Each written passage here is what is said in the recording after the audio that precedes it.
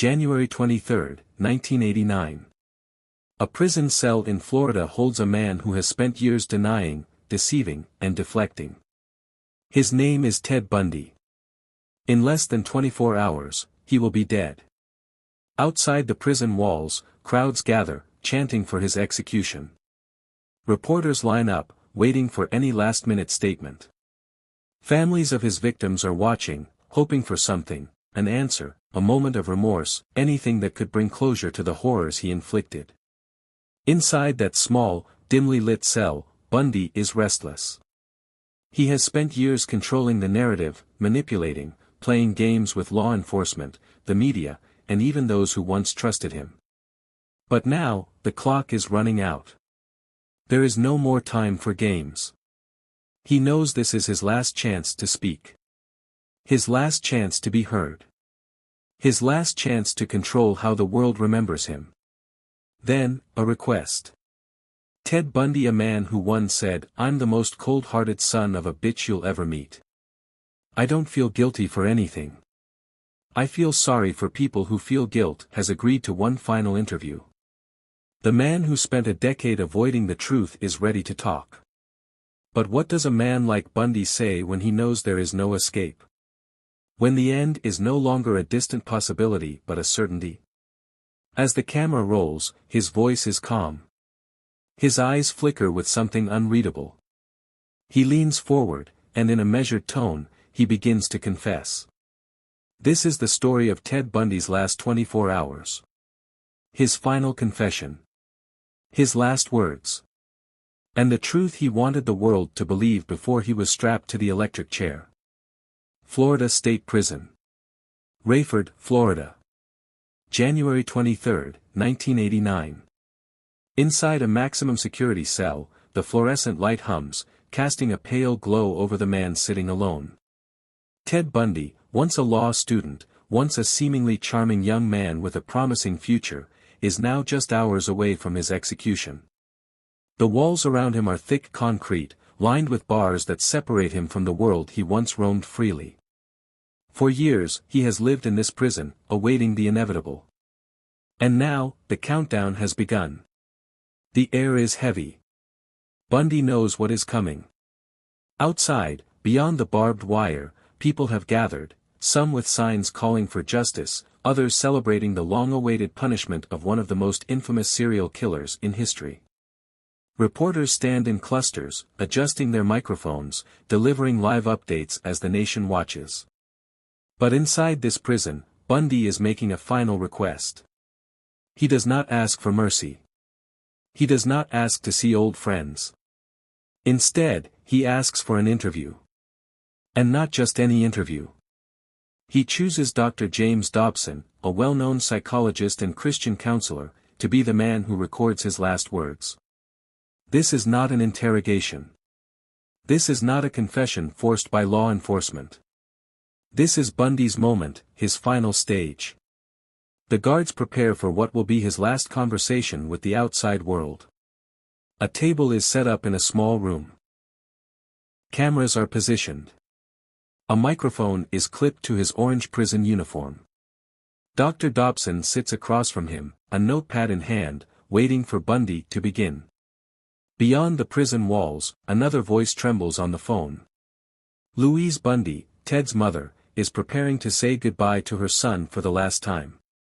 For years, she has defended him, clung to the belief that her boy was innocent, that the man they called a monster was still, in some way, her child. Now, she knows she will never hear his voice again after this night. As the clock inches forward, Bundy takes a deep breath. The camera light blinks red. The recording begins. This will be the last time the world hears from Ted Bundy. And what he says will shake the nation. The interview begins. The room is stark, the atmosphere tense. Bundy sits across from Dr. James Dobson, his posture composed but his eyes darting, searching for control in a situation where he has none. He knows this is his last chance to be heard, his last opportunity to shape the way the world remembers him. The cameras are rolling. The red light flickers. For years, Bundy has been the master of manipulation. He denied. He misled. He toyed with investigators, drip-feeding details only when it benefited him. But tonight is different. Tonight, there is no bargaining. No deals. No escape. The only thing left is the truth, or at least, the version of it he chooses to give. Dr. Dobson leans forward. Ted, why are we here? What do you want to say before you die? Bundy exhales. His voice is controlled, deliberate. And then, he begins. He does not start with the murders. He does not start with the horror he inflicted on dozens of women across the country. Instead, he shifts the focus. He speaks about violent pornography, claiming it played a significant role in his descent. I was a normal person. I had good parents. I had a good upbringing. But what happened to me wasn't something that I suddenly decided to do. It was like a virus, a sickness that grew over time. He claims he was first exposed to explicit material as a young boy, that over the years, it changed him, warped his mind, created an insatiable desire for control, for dominance, for something darker. He speaks of an addiction, an escalation, saying that at some point, the images weren't enough. He needed more. He describes it as a force, something beyond his control. He looks at Dr. Dobson, his expression grave.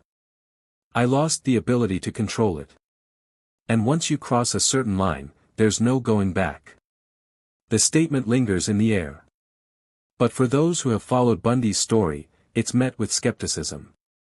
Is this an admission, or is it another calculated attempt to shift blame? This is not the Ted Bundy people remember from his trials. The arrogant, charming man who once represented himself in court, who smiled for the cameras, who flirted with reporters, he is gone. For years, he denied everything. Even when evidence piled up, even when women testified against him, even when he was sentenced to death, he refused to accept responsibility. And now, with mere hours left, he suddenly acknowledges the horrors he committed. He speaks of guilt. He speaks of regret. He claims to feel remorse for the pain he has caused. I deserve this, he admits. I should have been stopped a long time ago. But is it genuine? Or is this just another performance, another attempt to appear repentant in his final moments? Investigators and victims' families struggled to believe him. For years, Bundy reveled in control. He manipulated everyone around him, police, judges, the media, even his own family. Is this confession just another manipulation? Another way to shift the focus away from his true nature? Because there's one thing missing from his words, the names of his victims. The details of their final moments. The truth about the women who never came home. Even in his last hours, Bundy holds the ultimate power, the ability to provide closure to the families still searching for answers. And yet, he keeps many of those secrets to himself. But Bundy is not ready to die just yet. In the weeks leading up to his execution, he played one final game. He began confessing, slowly, selectively, hoping that each new revelation would buy him more time. He revealed details of previously unknown murders. He hinted at hidden burial sites. He offered just enough to keep law enforcement intrigued. A final, desperate strategy. A last-minute bid to delay the inevitable. And for a moment, it worked. The Florida governor's office briefly considered postponing his execution to extract more information. More confessions meant more answers, more closure for the families of missing women. But Bundy had overplayed his hand. They saw through it. His execution would proceed as scheduled. The weight of finality hung in the air. The time for deception had passed, and Ted Bundy knew it.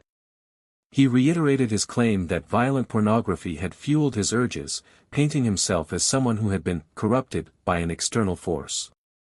He spoke as if he were a victim of his own mind, a man who had lost control, rather than a cold-blooded predator who had hunted, tortured, and murdered innocent women. There are others like me out there, he warned, his voice taking on a grave, almost prophetic tone. People who have been shaped by the same influences, people who don't know how to stop themselves. Bundy continued, reflecting on his childhood, his seemingly normal upbringing, his early fascination with crime. He painted a picture of a young man who had been intelligent, ambitious, and outwardly respectable, someone who had everything going for him. And then, according to him, something had shifted. The addiction had taken hold. And soon, fantasy had bled into reality. But for all his words, for all his so-called insights into the mind of a killer, Bundy never once uttered the one thing the world wanted to hear, a true, heartfelt admission of guilt. Instead, he deflected. He evaded. He rationalized. And in doing so, he reminded everyone exactly who he was. As the interview wrapped up, Bundy shifted gears. His time was almost up, but he wasn't ready to accept that just yet. He had one more trick left to play. He knew something no one else did. The final hours of Ted Bundy's life were a carefully controlled sequence of events, each step leading him closer to the inevitable. The outside world waited with bated breath, the air thick with anticipation. But inside Florida State Prison, behind thick concrete walls and steel doors, the man who had once terrorized an entire nation lived out his last moments in eerie quiet. January 23, 1989. The evening before his execution. Bundy was offered the traditional last meal, anything he wanted, within reason. Many inmates facing execution requested extravagant meals, one last indulgence before their time ran out. Lobster, steak, ice cream, luxuries they had long been denied. But Bundy declined. Instead, he was served the prison standard last meal, a breakfast-style platter of steak cooked medium rare, eggs cooked over easy, hash browns, toast with butter and jelly, milk, coffee, and juice. The kind of meal one might order at a diner on an ordinary morning. He barely touched it. It was a rare moment of rejection from a man who had spent his life taking everything he could. Perhaps it was nerves. Perhaps it was the weight of knowing that no amount of food could buy him more time. Or perhaps, in his final act of control, he simply wanted to remind the world that even now, he would not conform. As the hours slipped away, Bundy was granted a final phone call to his mother, Louise Bundy. For years, she had refused to believe her son was capable of such evil. She had defended him, stood by him, even as the evidence became undeniable. Even as he finally confessed, she clung to the image of the boy she had raised, not the monster the world knew him as. That night, her voice trembled as she spoke to him for the last time. "Ted, I just want you to know, we will always love you," she told him, her words heavy with a mother's unconditional love, a love that had endured despite the horrors he had committed. Bundy, in his usual controlled manner, assured her that he was at peace. He told her he loved her. And that was it. When she hung up the phone, Louise Bundy was left with a grief no mother should ever have to bear. Her son was about to die, not as an innocent man, but as one of the most infamous serial killers in history. There was another call that night, one that carried an entirely different weight. Carol Ann Boone had been Ted Bundy's most loyal supporter. She had met him during his trial, believing wholeheartedly in his innocence. When the world turned against him, she stood by him. In an astonishing move, she even married him in the middle of his trial, manipulating a legal loophole in Florida law that allowed a courtroom declaration to be recognized as a marriage. She had given birth to his child, a daughter conceived during secretive prison visits. Despite everything, she had believed in him. But by the time his execution date arrived, something had changed. In the weeks leading up to his death, Bundy had finally begun to confess to his crimes. And with each confession, Carol Ann Boone's faith in him crumbled.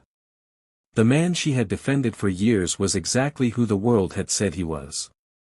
She had stopped visiting. She had stopped taking his calls.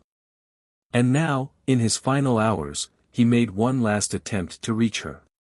The call was brief. Carol had nothing left to say to him. By the time the line went dead, Ted Bundy was truly alone. No more lawyers fighting for him. No more supporters believing his lies. No more last-minute strategies to cheat death. The world outside Florida State Prison was celebrating. Inside, he was waiting. The countdown had begun.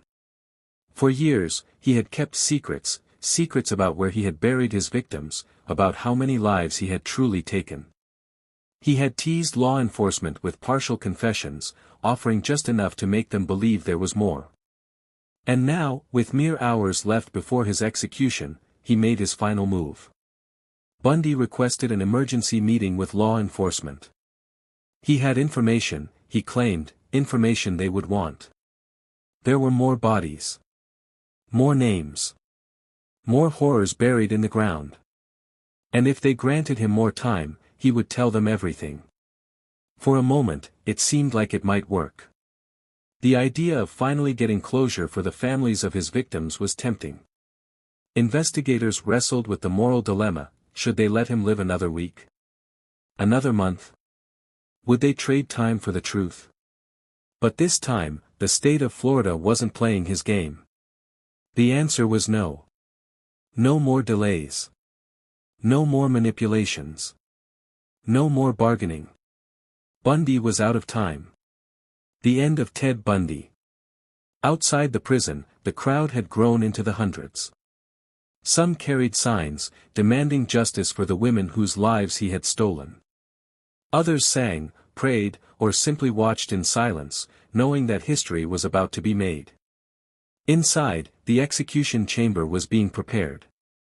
The chair, the straps, the wires, it was all ready. At 6:30 a.m., guards entered his cell and instructed him to stand. His hands were cuffed, his ankles shackled. He was led from his cell for the last time, his footsteps slow but steady. This was the final act of the story he had controlled for so long, and now, he was no longer in command. He had spent his final hours speaking with a minister, reading the Bible, and declining a formal last statement. Perhaps he had nothing left to say. Or perhaps, for the first time in his life, words had failed him. As he was escorted into the execution chamber, he was strapped into the electric chair, the same one that had taken the lives of other condemned men before him. Thick leather straps secured his arms, his legs, his chest. A metal cap was placed over his head, a sponge soaked in saline beneath it to conduct the current. Through the glass window, witnesses sat in silence. Journalists. Law enforcement. Family members of the women he had murdered. They had waited years for this moment. Some had come seeking closure. Others had come simply to make sure he was really gone. A black hood was placed over his face. The executioner stood by. At 7:06 a.m., the first jolt of electricity surged through his body. His hands clenched into fists, his body strained against the restraints. The current was cut. Then a second jolt. The room smelled of burnt flesh. By 7:16 a.m., it was over. Ted Bundy was pronounced dead. But there was one undeniable truth: Ted Bundy, the man who had charmed, deceived, and slaughtered, was gone. And yet, his story still lingers, his crimes still haunt the places he once walked. His victims, the young women whose lives he stole, are still remembered. Because in the end, Bundy's name may live on in infamy. But it is their names that truly deserve to be remembered. The moment the news was announced, the crowd outside erupted. Cheers rang out. Some held signs that read "Burn, Bundy, burn." Others popped champagne bottles, treating the day like a victory. A carnival-like atmosphere had taken hold, a stark contrast to the devastation Bundy had left in his wake. But for the families of his victims, this was not a day for celebration. Justice had been served, but it did not bring back the daughters, sisters, and friends they had lost. Kathy Kleiner, a survivor of Bundy's brutal attack at the Chi Omega sorority house, later reflected, "I'm glad he's gone. But it doesn't take away what happened." For the investigators who had hunted Bundy for years, there was a sense of finality. No more games. No more taunts. No more courtroom performances. The man who had manipulated the system time and time again was finally out of moves. But even in death, Ted Bundy left behind unanswered questions. How many victims were there, truly? Bundy had confessed to 30 murders, but investigators believed the real number was much higher. Possibly 50. Some speculated over 100. He had hinted at more, played with law enforcement's desperation for answers, but he never gave a full account. The true number of women who fell prey to him may never be known. And what about his so-called remorse? In his final days, Bundy had spoken of guilt, of being haunted by his crimes. He had warned of the dangers of violent pornography, claiming it had shaped his descent into violence. But was this a genuine confession? Or yet another manipulation? Many believed his final interview with Dr. James Dobson was nothing more than an attempt to shape his legacy. To shift blame away from himself, to paint himself as a cautionary tale rather than a ruthless predator. Even in death, Bundy remained an enigma. The lasting impact of Ted Bundy. More than 3 decades later, Bundy's crimes continue to haunt, to fascinate, to horrify. His name is spoken in documentaries, books, films, and college classrooms. He has become a symbol of evil, a case study in psychopathy, a cautionary tale of the dangers lurking behind a charming smile. But his true impact lies in what he left behind, the pain, the loss, the fear. For the families of his victims, the story did not end on January 24, 1989. The scars he left behind can never fully heal. The lives he stole can never be restored. Yet, in the wake of his crimes, there were changes. Law enforcement refined its methods, learning from the failures that had allowed Bundy to escape and kill again. The FBI's Behavioral Science Unit expanded its efforts to understand serial offenders, paving the way for modern criminal profiling. Women became more cautious. More aware. The world had learned, in the most brutal way, that monsters do not always look like monsters. Sometimes, they look like the boy next door. And that is why Ted Bundy's story endures, not because of who he was, but because of what he took away. Because in the end, his name is nothing compared to the names of the women who should still be here today. They are the ones who should be remembered. They are the ones whose stories truly matter. Ted Bundy is gone, but the questions he left behind still linger. Was his final confession a moment of genuine remorse, or just another carefully crafted manipulation? And what about the influences he claimed shaped him? Was he shifting blame, or was there something deeper at play? We want to hear your thoughts. Do you believe Bundy was finally telling the truth, or was he playing one last mind game? And what do you think truly drove his actions? Share your thoughts in the comments below. If you found this deep dive into Bundy's final days compelling, make sure to subscribe for more in-depth true crime documentaries. Every crime has a final truth, and we're here to uncover it. And